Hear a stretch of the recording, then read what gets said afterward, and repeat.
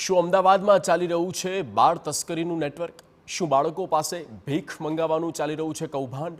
શું અન્ય રાજ્યોમાંથી બાળકો લાવી તેમની પાસે ભીખ મંગાવવામાં આવે છે કે પછી થાય છે દેહ વેપાર અને ડ્રગ્સ પેડલર તરીકે ઉપયોગ? આ સવાલો ઉદ્ભવવા પાછળનું કારણ એ છે કે અમદાવાદમાં આવા ભીખ માંગતા 15 બાળકોને મુક્ત કરાવવામાં આવ્યા છે. બાળ તસ્કરી અને બળજબરીપૂર્વક બાળકો પાસે ભીખ મંગાવવાનું નેટવર્ક ચાલતું હોવાની બાતમી અમદાવાદ ક્રાઇમ બ્રાન્ચને મળી અને એટલે કે વિવિધ 5 ટીમે શહેરમાં સામૂહિક ઓપરેશન કર્યું અને 15 બાળકોને મુક્ત કરાવ્યા, જેમાં 9 કિશોરીઓ અને 6 કિશોર હતા. આશ્ચર્યની વાત તો એ કે આ બાળકોને ભીખ માંગવા માટે તેમના પોતાના જ માતા પિતા મજબૂર કરતા. આવા 9 વાલીઓ સામે પણ પોલીસે ગુનો નોંધ્યો છે. આ સંબંધે કુલ 8 વાલીઓ વિરુદ્ધ ગુનો નોંધવામાં આવેલો છે જુવેનાઇલ જસ્ટિસ એક્ટ તથા બેગિંગ એક્ટ હેઠળ.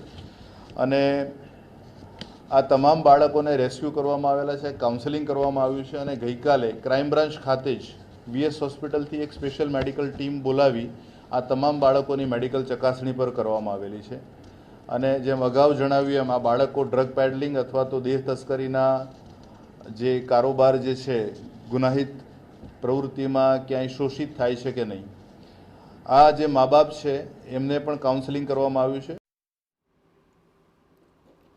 ટ્રાફિક જંકશન કે પછી અન્ય જગ્યા પર રસ્તામાં ઊભા રાખી તેમની પાસે ભીખ મંગાવવામાં આવે છે.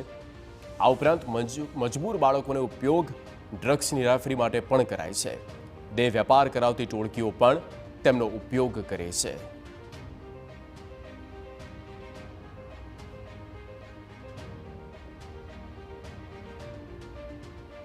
આવી બાતમીના આધારે ક્રાઇમ બ્રાન્ચે કામગીરી કરી આ મુક્ત કરાયેલા બાળકોનું તબીબી પરીક્ષણ કરવામાં આવ્યું.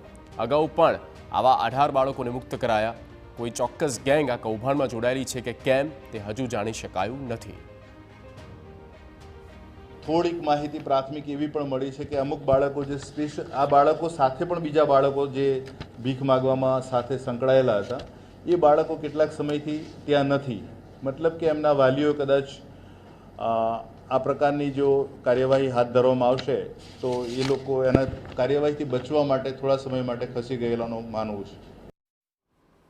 હાલ તો પોલીસે મુક્ત કરાવેલા બાળકોને શિક્ષણ સહિતની વ્યવસ્થા મળે તેવું આયોજન કર્યું. આગળ પણ આ ડ્રાઈવ ચાલુ જ રહેશે. હવે પોલીસ સામે પડકાર બાળકો પાસે આ પ્રવૃત્તિ કરાવતી ગેંગને શોધીને ધ્વસ્ત કરવાનો છે. બાળકોને મુક્ત કરાવ્યાથી જ આ કૌભાંડનો અંત નહીં આવે.